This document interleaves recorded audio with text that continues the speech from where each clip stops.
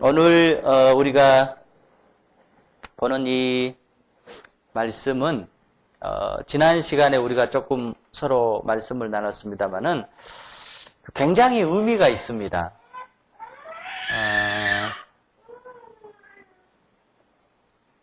예루살렘에 아주 큰 핍박이 일어났어요. 그리고 그 핍박 때문에 사도들만 예루살렘에 남고 다른 모든 사람들은 사방으로 흩어졌어요. 그런데 흩어졌는데도 이들이 이 핍박을 피하고 어려움을 피해서 흩어졌음에도 불구하고 그들은 그곳에서 쉽게 적응을 합니다. 그리고 그곳에서 하나님의 말씀을 또 전파하기를 시작해요. 그러니까 우리로 치면은요, 아이고 내가 어쩌다가 예수 믿어가지고 이 고생을 하는고, 내 고향도 버리고 내 가족들도 다 버리고 이렇게 쫓겨왔는구나 하면서 신세 한탄할 수도 있을 것인데, 초대교회 성도들은 그런 모습을 보이질 않아요. 그리고 자기의 아픔과 자기의 그런 여러 가지 안 좋은 여건들을 다 묻어놓고 또다시 하나님을 위해서 애쓰고 하나님을 위해서 복음을 증거하는 모습을 보게 됩니다. 그래서 어떻게 보면 우리가 오뚜기 인생이란 말을 하잖아요. 초대교회 성도들이 가장 오뚜기 인생이었어요. 넘어서면 일어나고 또 넘어서면 일어나고 누가 치면 맞고 또 출발하고 이런 삶이었어요. 그래서 바라기는 저와 여러분들이 저 양반 참 오뚜기 인생이야 할 수 있도록 하나님의 복음의 능력을 가지고 여러분의 삶이 어떠하든지 넘어져도 일어서고 넘어져도 일어서고 또 주님을 위해서 나갈 수 있는 그런 주님의 정신이 있기를 축복합니다. 그로 말미암아서 이제 사마리아가 복음을 받게 됐습니다. 사마리아가 복음을 듣게 됐다라고 하는 것은 이스라엘 역사에 굉장한 의미가 있어요. 마치 우리나라와 북한이 통일을 맞이하는 듯한 그런 사건입니다. 그러니까 다윗 왕이 솔로몬에게 왕권이 물러지잖아요. 그리고 솔로몬에게는 아들 르호보암이 이제 있었는데, 이 르호보암이 왕을 맞을 때 이를테면 뭐라고 그럴까요? 좀 정의를 주장한다고 할까요? 그런 사람 가운데 여로보암이 있었어요. 그 여로보암을 중심으로 해서 르호보암을 반대하는 왕권이 등장을 합니다. 그리고 이제 이렇게 유대 나라가 서로 쪼개져 버려요.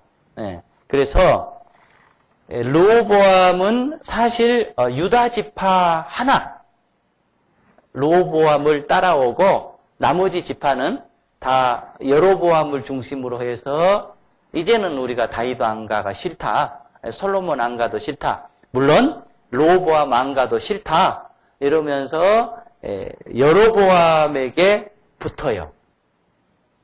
그리고 여로보암은 어떻게 하냐면은 그 10지파 내지는 11지파를 이끌고 사마리아로 중심 도시를 딱 정합니다. 그러니까 쭉 내려오는 예루살렘은 르호보암이 남유다 수도로 갖고 있고요. 여로보암을 중심으로 하는 북왕국 이스라엘은 사마리아가 수도가 됩니다. 그러니까 서로 이제 나눠져 버려요. 민족이 나눠집니다. 10지파는 여로보암, 그리고 쭉 내려오는 다윗, 솔로몬, 르호보암 이렇게 연결이 되는데, 르호보암은 예루살렘을 수도로 그대로 두고 있고, 그리고 북왕국 이스라엘이라고 하는 여로보암은 수도를 사마리아로 정하게 됩니다. 그러니까 수도가 서로 나눠지면서 이제 예배 정신도 나눠져 버려요. 어떻게 나누어지느냐? 물론 르호보암은 자기 아버지 때부터 쭉 내려오는 성전 중심의 예배를 드리게 되고, 여로보암은 이제 성전이 없으니까, 예루살렘에 성전이 있으니까, 성전이 없으니까 사마리아에 도읍을 정해놓고 우상 숭배를 하게 됩니다. 그리고 금송아지를 만들어요. 금송아지 그럼 우리가 얼른 생각이 나잖아요. 출애굽기에 금송아지 만든 사건과 똑같이 금송아지를 만들고 이제 우상을 하나님이다. 그렇게 섬기게 됩니다. 그러니까 이제 남쪽 나라는 유다라고 하는데 이 남유다는 계속 다윗 또 솔로몬의 그 모든 정책을 받아들여서 예루살렘 중심의 성전 예배를 드렸고 그 다음에 이제 북왕국이라고 하는 이 여로보암 중심의 나라는 사마리아다 수도를 정해놓고 금송아지를 섬기면서 우상에 이렇게 빠져들게 됩니다. 그러면서 이제 한 민족인데 이렇게 서로 각자의 길을 가게 됩니다.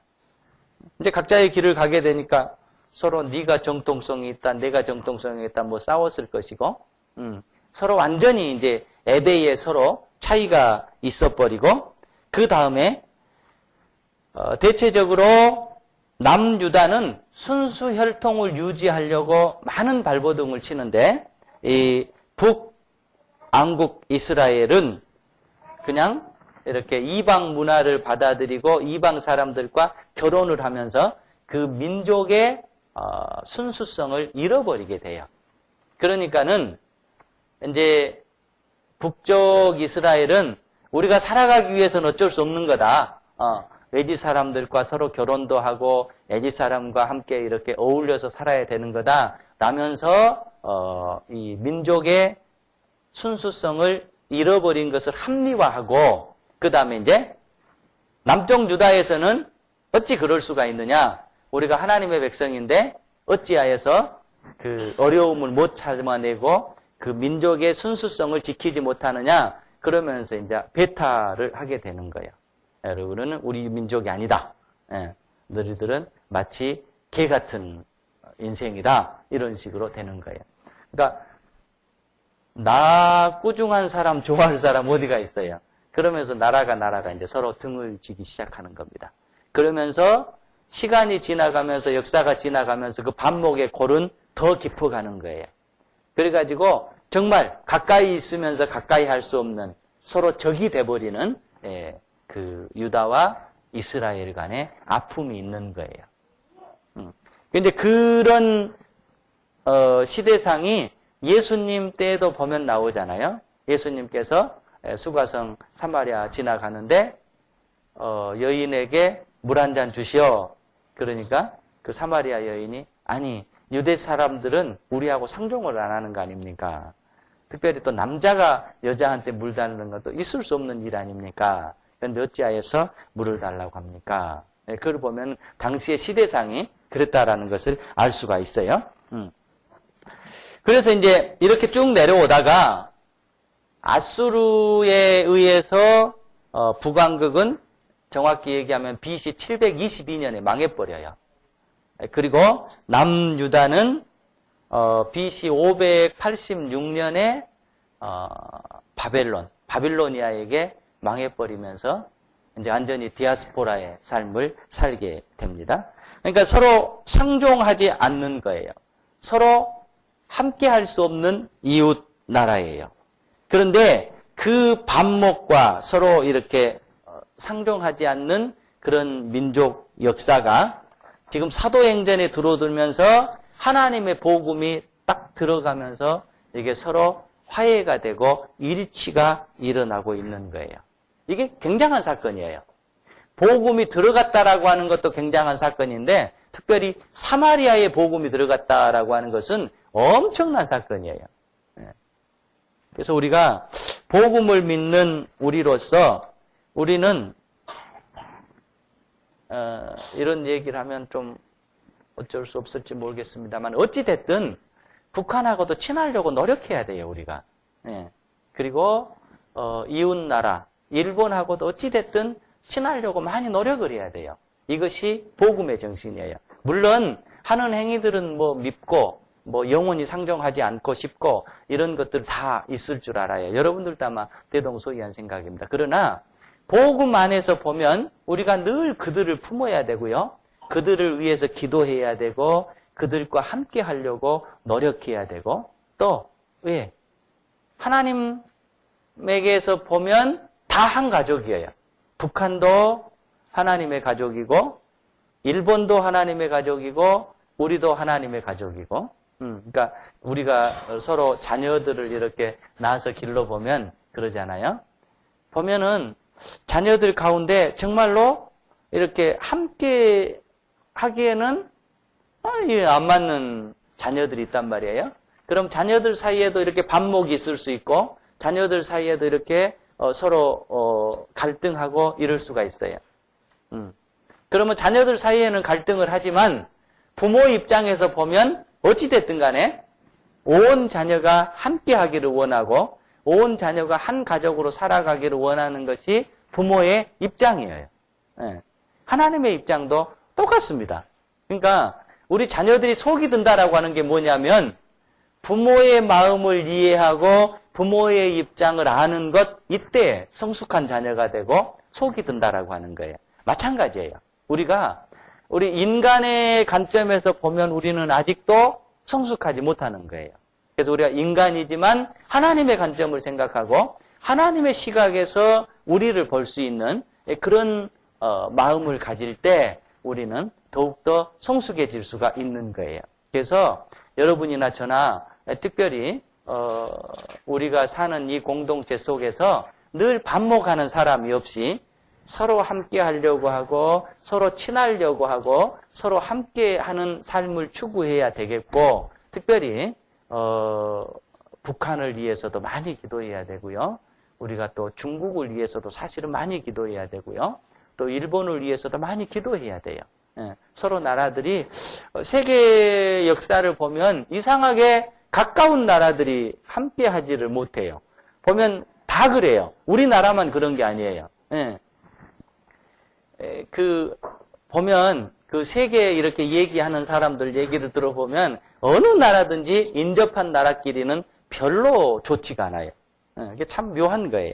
그래서 아무튼 어찌됐든 우리는 늘 기독교 정신을 가지고 반목하는 것을 위해서 기도하고 반목을 없애려고 하고 함께 하려고 하고 서로 이렇게 친해지고 이런 삶을 살아갈 수 있기를 축복합니다.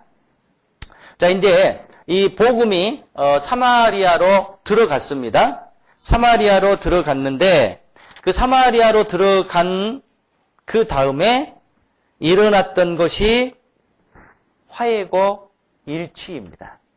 화해운동, 일치운동이에요. 예. 복음이 들어가면 반드시 그곳에는 뭐가 있냐면은 화해가 있고 일치가 있어요. 화해 반대 일치, 일치 반대가 뭐죠? 화해 반대, 일치 반대? 자, 화해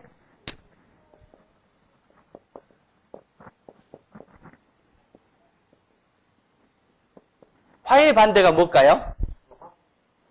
불화, 갈등, 반목, 뭐 이런 것들. 예. 갈등, 반목, 뭐 불화. 자, 그 다음에 일치의 반대는요? 분열. 예. 분열. 예. 그 참 묘한 거예요. 기독교가요, 교회가요, 이걸로 교회가 성장을 했어요. 우리 기독교 역사를 보면. 예. 우리나라만 봐도 그래요. 그게 참 묘한 건데, 이것 때문에 교회가 성장을 해서, 이거를, 뭐 괜찮다, 이러면 안 돼요. 어찌됐든 간에. 예. 교회 역사를 보면 서로 교회들이 싸워서 쪼개져요. 서로 교인들이 안 맞아서 이게 쪼개져요. 그러면서 교회는 성장해 왔어요. 예. 그러니까 이것은 가만히 생각해 보면 그런 것 같아요. 잘못은 사람이 범하지만 그 잘못을 선용하고 좋은 쪽으로 바꾸는 건 하나님이에요. 그러니까 하나님의 역사 때문에 갈등, 반목, 불화, 분열이 있어도 교회는 성장한 것이지 이것 때문에 교회가 성장한 건 아니고 제가 말씀드리고 싶은 거는 뭐냐면 우리 모두가 예수 그리스도를 복음으로 받아들였다라고 한다면 언제나 우리는 뭘 추구해야 되냐면은 화해를 추구해야 돼요. 그리고 일치를 추구해야 돼요. 일치를 추구해야 돼요. 화해, 일치. 부부 사이에도 잘 이렇게 되어지는 건 아니에요. 그러니까 가장 가까운 사람끼리도 이게 잘 안 되는 거는 분명한 사실인데 그럼에도 불구하고 특별히 저와 여러분 복음을 가지고 사는 사람들은 언제나 화해, 일치 우리가 꼭 지향해야 될 목표예요. 그래서 우리가 늘 우리 자신들을 돌아보면서 나는 화해를 해치는 자인가 아니면 일치를 해치는 자인가 아니면 화해를 돕는 자인가 일치를 돕는 자인가 늘 생각하면서 우리가 복음의 정신을 가진 사람은 언제나 내가 있는 공동체 속에서 화해, 내가 있는 공동체 속에서 일치. 여러분 때문에 화해가 없는 곳에 화해가 있어야 돼요.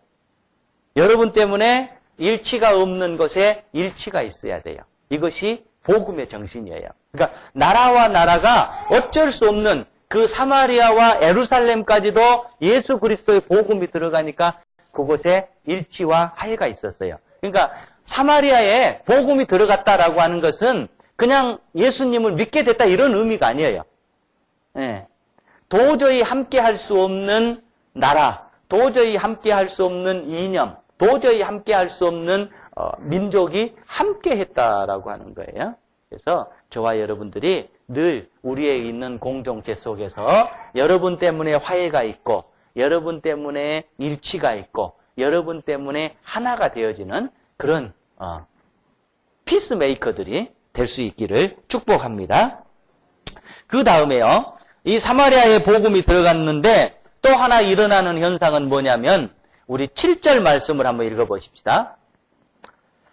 8장 7절이요. 많은 사람에게 붙었던 더러운 귀신들이 크게 소리를 지르며 나가고 또 많은 중풍병자와 못 걷는 사람이 나으니 이게 뭐예요? 능력이에요. 능력. 그러니까 저와 여러분이 예수 믿는다라고 하는 것의 또 하나의 특징은 뭐냐면은 여러분 삶 속에 능력이 있어야 돼요. 제 삶 속에 능력이 있어야 돼요. 그러면은 그 능력이 뭐예요? 내가 손을 얹으면은 병이 나가는 것 능력일 수 있어요. 내가 기도하면 방언하는 것 능력일 수 있어요. 그러나 그거보다 더 중요한 것은 뭐냐면 내 삶을 예수 그리스도께로 가까이 이끌고 갈 수 있는 것. 나라고 하는 육신이 성령의 도움을 받아서 내가 성령의 사람이 되는 것. 예수님의 인품을 닮아가는 것. 내 육신의 모습이 점점점 적어지고 그 적어진 육신의 모습과 반대로 하나님의 모습이 내 삶 속에서 점점점 많아지는 것. 이것이 능력이에요. 그러니까 우리가 능력을 다른 데서 찾으려고 하면 안 돼요. 예수 그리스도를 닮아가는 그 인품보다 사실은 더 큰 능력이 없어요. 우리 기독교 역사를 보면 수많은 능력을 일으켰던 주의 종들이 말년에 다 잘못돼 버려요.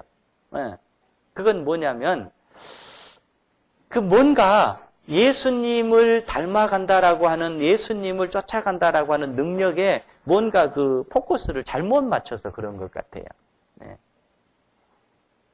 여러분의 삶이 저의 삶이 부디 예수님의 능력으로 꼭 채워져서 저 사람 보면 참 예수님을 본 것 같아.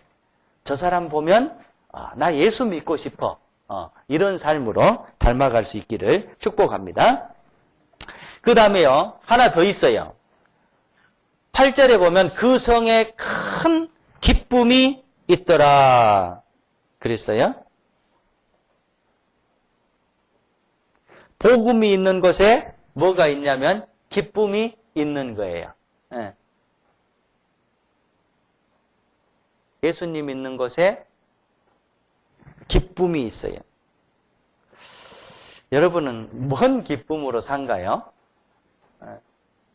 요새는 사실 기쁨을 그렇게 뭐 찾아볼 수 있는 그런 시대가 아닌 것 같아요. 그래서 자꾸 이제 그 무슨 외부에서 뭐 들어오는 기쁨, 뭔가를 먹어서 이렇게 기쁨을 느끼고, 뭔가를 이렇게 해서 기쁨을 느끼고, 자꾸 외부적인 뭔가에서 내게 들어오기를 바라요. 기쁨이라고 하는 것을. 그런데 예수님은 그렇게 말씀하지 않았어요. 어떻게 말씀해요? 기쁨은 반대예요. 내 속에서 우러나온 것이다. 그렇게 얘기하고 있어요. 그러니까 저와 여러분이 기쁨을 외부에서 찾으려고 한다면 우리는 그 기쁨을요, 진정한 기쁨을 찾을 수도 없고, 또 설령 찾는다라고 할지라도 그 기쁨은 영원하지도 않고, 그러나 예수님의 말씀대로 주님이 주시는 성령으로 인해서 우리가 기쁨을 찾을 수 있다라고 한다면 그 기쁨은 영원한 기쁨이고 그 기쁨은 진정한 기쁨입니다. 그래서 여러분의 삶 속에서 예수님 때문에 기쁨이 있기를 축복합니다. 예수 믿으면 기쁨이 있어요. 성경에 보면 다 그런 기쁨을 소유한 사람들입니다. 그래서 저나 여러분들이나 예수 믿고 예수님 때문에 늘 우리의 삶 속에서 기쁨이 넘쳐나기를 축복합니다. 이제 복음이 사마리아에 들어갔어요. 그런데 또 놀라운 거는 뭐냐면 이단이 여기서부터 출발을 해요. 사마리아에서. 기독교 이단이 사마리아에서 출발을 합니다. 거기에 누가 있냐면은 시몬이라고 하는 분이 있어요. 시몬. 영어로 하면은 사이몬 이렇게 단데요.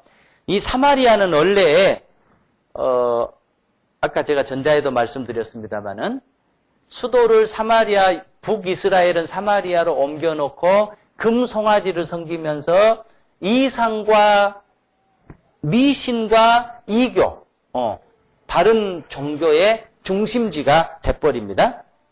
그러니까 미신, 우상, 이게 아주 팽배한 지역입니다. 그런데 그곳에 복음이 들어갔어요. 그런데 그때 누가 있냐면 이 시몬이라고 하는 사람이 예수님을 믿게 됐는데 이 시몬은요, 그 역사적인 기록이 있어요. 사마리아 출신인데 이 시몬이 로마를 방문했다고 그래요. 로마를 방문했는데 그때 당시 로마 황제가 누구였냐면은 글라우디오라고 하는 황제가 있었는데 이 황제가 이 시몬을 마치 신처럼 추앙을 했다고 그래요. 그러니까 무슨 이상한 이교라든지 아니면 마술이라든지 이것이 아주 능했던 사람 같아요. 그 행적을 보면서 글라우디오가 칭찬을 하면서 신과 같은 사람이다. 그런 기록이 있습니다. 그런데 이 친구가 복음을 듣고 세례를 받았어요. 그리고 사도들이 손을 얹고 기도하니까 성령이 임하는 모습을 보게 된 거예요. 그러니까 이것을 신앙의 모습으로 본 것이 아니라 이 친구는 이제 또 다른 눈으로 보는 거예요. 그러면서 저 재주, 저 기술, 저 마술 내가 받을 수 있으면 내가 참 좋겠다. 그러면서 뭐라고 해요? 사도들에게 내가 돈을 줄 테니까 그 능력, 그 재주 내게 좀 전수해 주세요. 지금 이렇게 나온 거예요. 이 시몬이 기독교 이단의 출발점이 되게 됩니다. 그런데 이 시몬에 대해서 성경은 이 사람이 어떤 사람이었다라고 설명을 해주는데 이것이 오늘날 이단의 특징이에요. 자, 우리 한번 봐보시죠. 우리 9절 말씀을 한번 보도록 하십시다. 9절 말씀에 보면 그 성에 시몬이라 하는 사람이 전부터 있어 마술을 행하여 사마리아 백성을 놀라게 하며 자칭 큰 자라 그랬어요. 예, 시몬.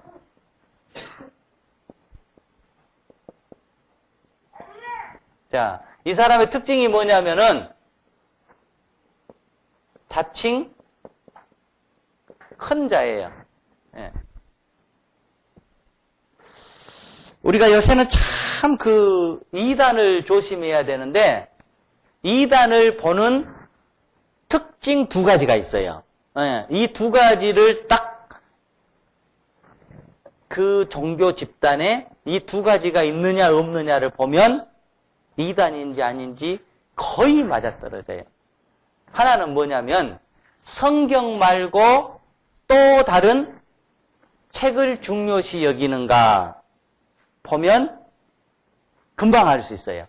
그러니까 이단의 특징은 물론 자기네들이 성경을 막 한다고 해요. 그런데 성경 말고 또 다른 뭔가가 있어요. 예, 큰 뭐가 있어요. 그러면 이단이에요. 또 하나는 뭐냐면 예수님 하나님 말고 자칭 큰 자가 있어요. 이러면 이게 이단의 특징이에요. 예. 우리나라 이단을 봐도 그렇고 애국의 이단을 봐도 그렇고 예수 그리스도 말고 또 누가 있어. 예수 그리스도 다음에 또 누가 왔대. 예, 그 사람이 누구대. 이러면 그것은 이단이에요. 자칭 큰 자예요. 예. 그 다음에 두 번째 특징이 뭐냐면 우리 23절을 한번 보시죠. 내가 보니 너는 악독이 가득하며 불의에 매인 바 되니라. 예. 그러니까 불의예요. 불의. 여러분 뭐가 불의냐면요. 의가 없는 게 불의잖아요. 의가 없는 게 불의인데 성경은 뭘 불의라고 얘기하냐면요. 자신의 위치를 벗어나 보는 걸 불의라고 그래요. 뭔가 이렇게 악을 행하는 것, 이것을 불의라고 하지 아니하고 있어야 될 위치를 뭐 해버리는 거? 벗어나는 거. 이것을 불의라고 그래요. 그러니까 아담과 하와가 에덴 동산에서 선악과 하나 따먹은 거? 그게 뭐 그렇게 전 인류의 죄가 씌어질 만큼 악한 짓이에요. 선악과 하나 따먹는 게. 그런데 그게 왜 불의가 돼버리냐면은 거기를 넘지 말라라는 거예요. 너는 지금 생명나무 선악과 밖에 서 있어라라는 거예요. 그런데 그 위치를 벗어나 버리는 거예요. 그러면서 자기의 발을 넘어서 그리 들어가는 거예요. 이게 불의라라고 하는 거예요. 그러니까 우리가 남에게 피해를 주고 남에게 사기를 치고 우리는 이걸 불의라고 생각하는데요. 성경은 그러질 않는 거예요. 성경의 기본적인 불의는 뭐냐면은 있어야 될 위치에서 벗어나는 것, 이게 불의예요. 그런데 이단들의 특징은 뭐냐면은 하나님의 위치도 바꿔놔요. 하나님이 계셔야 될 위치를 하나님을 내려놔 버려. 그리고 인간이 있어야 될 위치를 또 벗어나서 하나님을 밖에다 내려놓고 인간을 어디다 갖다 놓는 거예요? 하나님의 자리에 갖다 놔요. 이게 불의예요. 이게 이단의 특징이에요. 이게 지금 시몬이 딱 그런 사람이에요. 그 다음 하나가 뭐냐면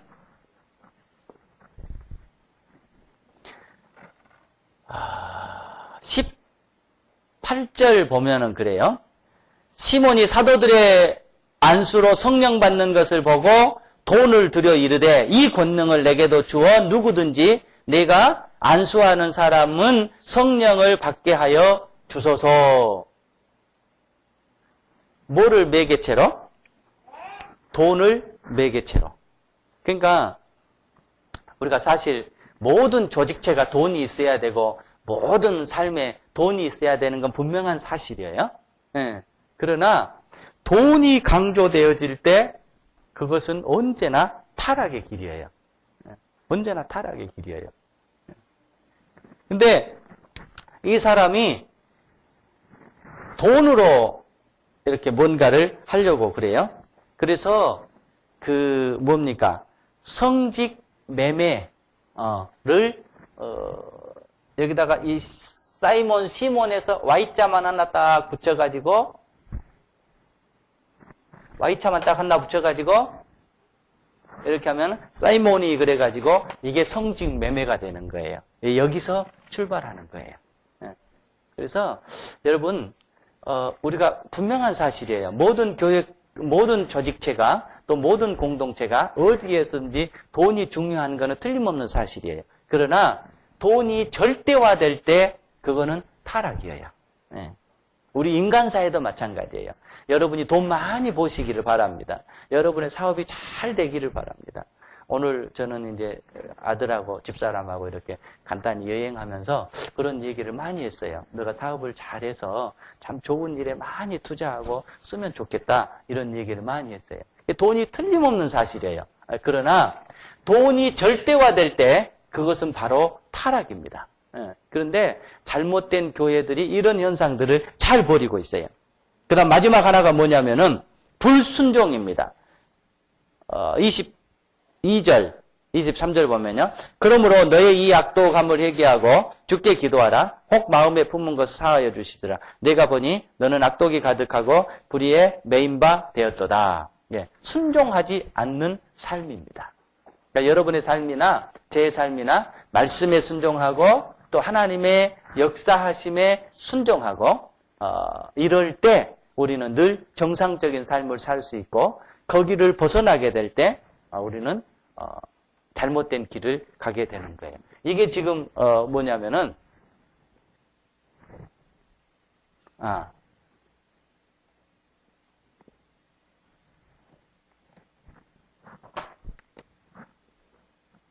돈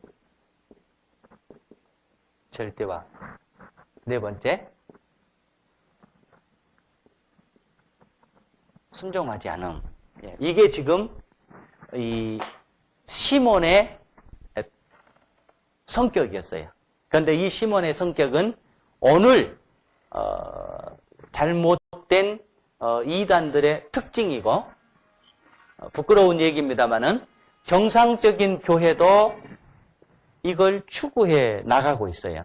끊임없이 우리가 이것을 경계해야 돼요. 이거는 건전한 교회도 경계해야 되고 모든 조직체도 경계해야 되고 심지어 나라도 경계해야 되고 우리 일 개인도 늘 경계해야 돼요. 이 범주 속에 들어가면 우리는 다 뭐가 되냐면은 시몬이 되는 거예요. 기독교 공동체에 있어서 아주 이단에 아주 피해들이 많이 있는데 그 이단의 시초가 사마리아에서 딱 출발을 하게 됩니다. 그러니까 이게 양면이에요. 사마리아에 복음이 들어갔는데 아주 놀라운 성령의 역사가 있음에도 불구하고 그 성령의 역사를 또 반하는 일개인 시몬이라고 하는 이 불의의 씨앗이 여기서부터 출발하게 됩니다. 그것을 성경은 적나라하게 놓고 있는 거예요. 그래서 저와 여러분들이 늘 하나님의 복음 속에서 하나님과 함께 하나님으로 말미암아 승리할 수 있기를 바라고요. 또 우리 속에 일어나는 그런 이질적인 문제들도 잘 다스려 나갈 수 있는 그런 모습이 있기를 축복합니다.